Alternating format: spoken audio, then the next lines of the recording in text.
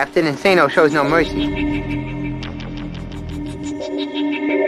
Straight cash, homie.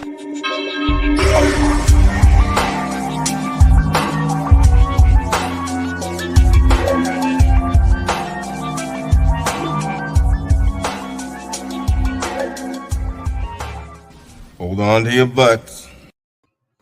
What's up, everybody? Welcome back to the Basement Monsters Game Day Podcast on SportsZone Chicago. And I'm pumped. They did it. The Niners did it. The Niners beat the Cardinals by a score of 20-12. And you saw Robbie Gould. Robbie Gould did everything in his power to let the Cardinals come back. I know he wanted to. There had to have been a vendetta. Robbie had to have known if they beat the Cardinals, the Bears, right. the Bears own their own, can write their own history. It is. All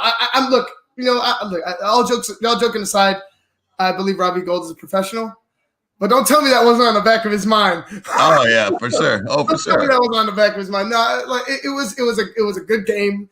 It was a great result for the city of Chicago and the Chicago Bears because you're able to write your own destiny, man. You're able to control your fate, and I feel like going into this game, I felt like nobody gave the 49ers any type of chance.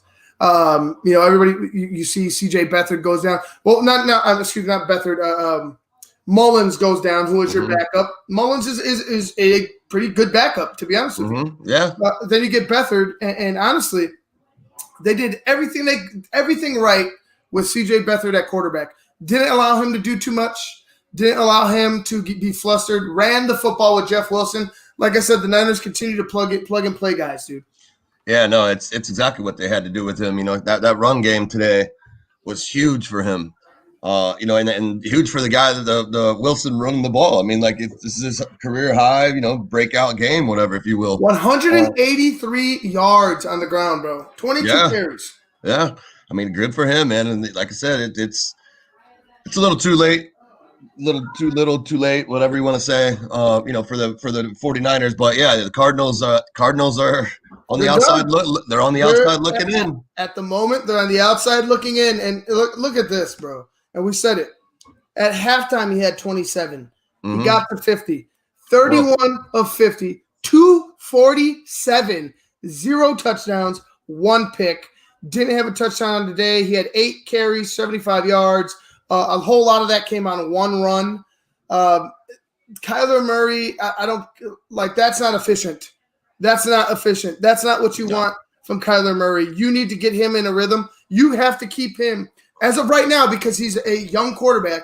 You have to keep him well under 50 attempts. I'm sorry, 50 attempts. 50 attempts. That's ridiculous. That's ridiculous. The pass rush is going at him all game long. There's no need to pass it 50 times. If you can't run the ball with Kenyon Drake, why do you even have him on the team? Or Chase Edmonds. Why do you have him on the team? Why do you have him on the team if you can't run the football? 50 times passing for a guy like Kyler Murray right now in his career, asinine. Sorry to say, asinine. Like you were just trying to hit a big play. That's all the Cardinals are focused on is hitting a big play downfield, and maybe they'll get lucky. No point of emphasis on trying to sustain to run the football. No type of push when you had the chance to do it. It is what it is. The Cardinals are a passing team. They live and die by that, and tonight they died by it. Oh yeah, and like I said, that's what we were talking about in the pregame for this game here. That's why I feel like the Cardinals need another big time pass receiver. Because, at the end of games, so Hop got lucky once this year with a Hail Mary. But at crunch time when it's time to go. Larry's not Larry anymore. No. Hall of Famer, one of the greatest receivers ever. But Larry Fitzgerald, the aforementioned quarterbacks that we talked about, he's getting old as well. But he's still a great talented receiver in his own right at his age. For sure. But I hear what you're saying. They've got to have another weapon other than Hop. I mean, especially with these crunch time things. Like, let's say if they were able to go ahead and complete that pass to keep going on that drive. I mean, DeAndre Hopkins is all but taken away. Like, they're going to double cover him every time. So that leaves, Kirk or Arnold or whoever. So, and I don't feel like either of those guys are, stellar, if you will, but they get another pass receiver. That way they're going to have the defense is going to have to balance out because you're not going to be able to double both of them all the time, or else that's going to leave Dan Arnold wide open in the middle, or maybe Christian Kirk in a slot or something. But yeah, I mean, they're on the outside looking in. I mean, they didn't do it, and hopefully, Kyler Murray's not broken or something. He did have that injury. I did see him laying down there for a while, but he got up, walked off. So hope everything's okay with him. It's just, like I said, you got to have more than one pony, man. You do. You have to have more than one horse. And I think you need to rethink your running game. A lot of these guys, a lot of these young offensive coordinator, offensive geniuses need to really rethink their running game, because your running attack with some of the running backs that you put like in the backfield, some of these running backs need you to be understand. They need the ball. Boom. They need to meet you and have that full head of steam. When you're coming from still to all of a sudden they have to go 100 miles an hour. For some running backs, that doesn't work out unless you got the guy. Unless you got the guy with the speed and the agility to do it, it doesn't benefit some running backs to run out of the shotgun. Unless it's a conventional offense and you're running a draw to catch the defense offsides. I don't see how any of these newer runs in shotgun. I mean, it's maybe minus the RPOs. It just depends on the running back that you have, man. If you're not keen to paying attention to your players, you could run into a situation like I think they have in Arizona. Kendrick Drake can't run out of shotgun. No, it's not good running Kenyon Drake out of shotgun. Alex, the Niners did it, dude. The Niners did it, bro. Thank the football gods, that's for sure. But you know what? The thing is, look, and Alex is a huge Bears fan, a huge contributor to the Tape Never Lies network. He does great stuff, man. Here's my thing, Alex. This is what you wanted if you were the Chicago Bears. This is what you wanted. This is what you asked for. This is what the dream scenario that you wish that you had 2 weeks ago, 3 weeks ago, because it looked like all was lost. You got that now. You have the Jaguars. Don't overlook them. You're good. But, you're good. I'm good. Okay, but for me, cut out for a second. Okay, but for me, you know who that team is you're playing tomorrow. I don't give a damn what happens the week after. Win tomorrow, and then focus on that shit. And regardless if they put their starters out and I'm just going to put it on there, the Green Bay Packers, right? If the Bears win next tomorrow, like we've been talking about, and they go ahead and they face Green Bay in 2 weeks, I don't give a damn who's out there. You have it. This is your opportunity. If this team can't rise to that occasion, why the hell? There's no point in having the personnel going into next year. There's no point. If you can't rise to this occasion, you went through hell, and you're in position to get yourself right. You cannot allow this to slip through your hands. Matt Nagy, the front, everybody needs to understand the situation at hand. Win, period. No. Must win. You cannot allow a perfectly good opportunity to slip, and then you just sit there and wonder why while you're trying to rebuild next year. You know what I mean? As much as, like I said, Matt Nagy can get fired with the playoff win. Don't get me wrong. They fired Lovey. Lovey should have been in the playoffs. He was at 10-6. You could still get fired, but if you go ahead and you pull this off, you're able to get there. You give yourself an opportunity to go ahead and keep your job. And honestly, you give your team an opportunity to go prove everybody else wrong, because the Bears, if they catch fire like they're looking like they do, I mean, on offense and defense, although they've been lacking, I think they were able to make mistakes against the teams that they've played in recent weeks and be all right. It was the offense that, regardless of what team they played, stood the same. It was the offense that always stood the same. Now we're seeing the offense put up 30 points. I'm cool with that. You see the defense rising to the occasion at certain points. You know that the defense can hold their own when they're motivated to do so. You have the opportunity to bring everybody up. You have the opportunity to go ahead and pretty much rewrite your season. Rewrite your season after a 6-game losing streak. At least the end of it, you know. I mean, the end of it. I mean, you had that abomination in the middle of your season. But yeah, thanks for the love on the Bucs there, Alex. But yeah, you know, it's like you said, it's their destiny lies in their hands. If they can't see what is happening around them and focus on that and be like, hey, look, we just got gifted a spot to the playoffs. Like, if that doesn't make you bust your ass, then you guys don't want to go to the playoffs. You don't deserve it. You don't deserve it. Blow it all up next year, because like if these guys can't get off their ass to get up for a playoff run, then there's nothing that's going to entice. There's nothing that's going to entice these guys to do anything else. You're absolutely right. And like I said, even with they could fire you. They should they could still fire unless you win the Super Bowl. A wild card victory in my eyes, I don't give a damn. A wild card victory is like a victory in week 17 when you're on the outside looking in. Mm-hmm. You know what I'm saying? That's what a wild card win and only a wild card win this year gets you is okay. Nice pat on the back. Nice job, bud. Get your ass out of Chicago. That's my thing. That's my thing. I don't give a damn about the wild card. You win the division, and then we can start talking about the divisional round of the playoffs.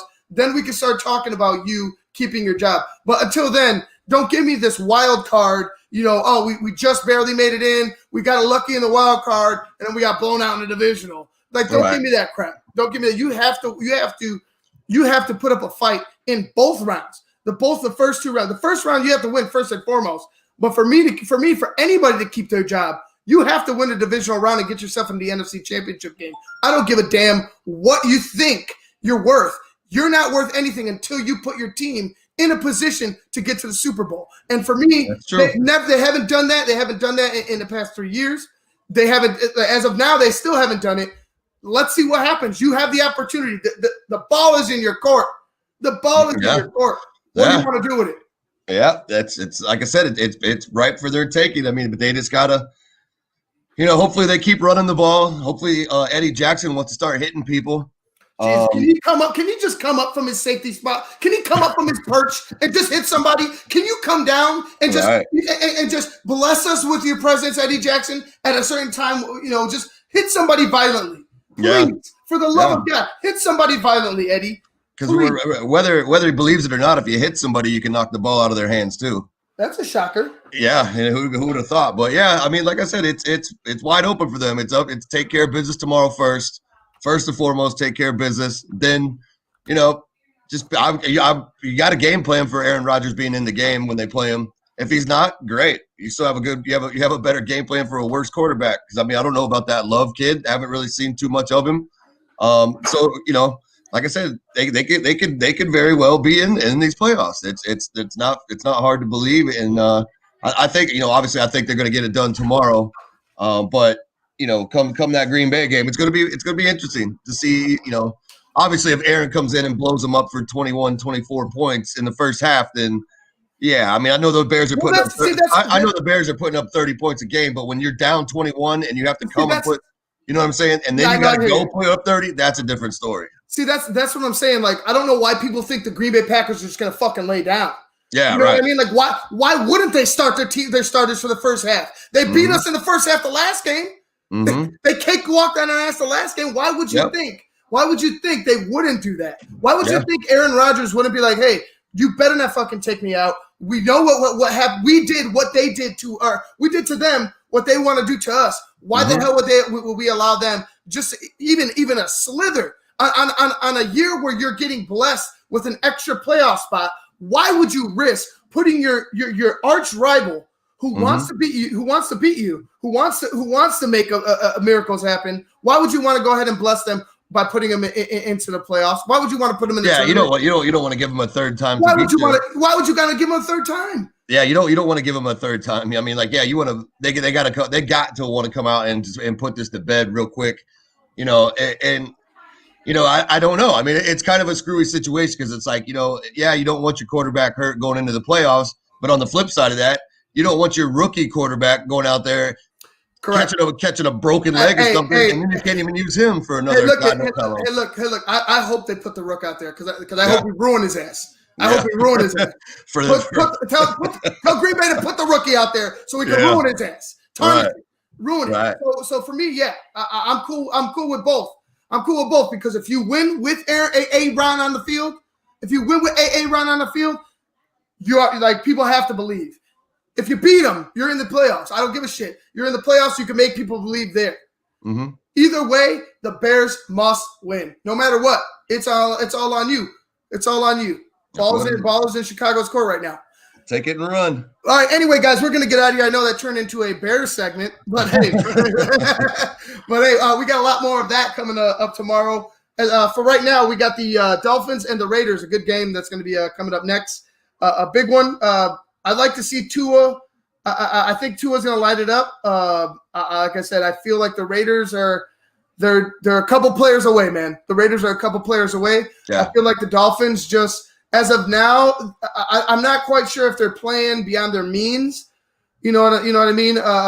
Punching above their weight, or if they're just a cohesive, well put together unit. I'm not sure of who the Dolphins are. I think we'll find out. I feel like we're going to find out in the playoffs. Mm-hmm. Once the Dolphins are there, I think we're going to find out if they're pretenders, if they're contenders or pretenders. So until then, we'll have to wait and see. But all right, guys, that's it for right now. We'll be with you at halftime of the Dolphins and Raiders. Until then, I'm Ivan Vargas. That's Luke Nettles. This has been the Basic Monsters Game Day Podcast on SportsZone Chicago.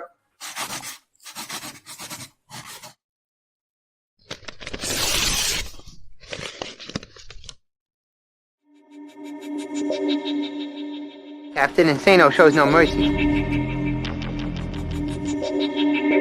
Straight cash, homie.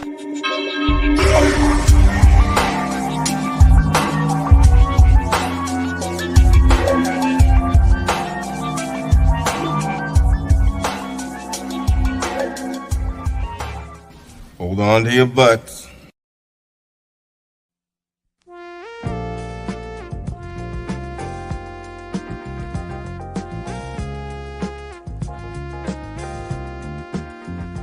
I just heard my favorite band is in town. I'd love to get good seats, but everywhere I've looked, the ticket sites have crazy service fees. Haven't you heard of TixSplits? Who? TixSplits. They don't gouge you with crazy fees. The price they advertise is the price you pay, plus a small delivery fee. Never pay service fees again. Go to TixSplits.com today. TixSplits.com. Guaranteed seats, low prices. That's TixSplits.com. Every ticket, every venue, everywhere.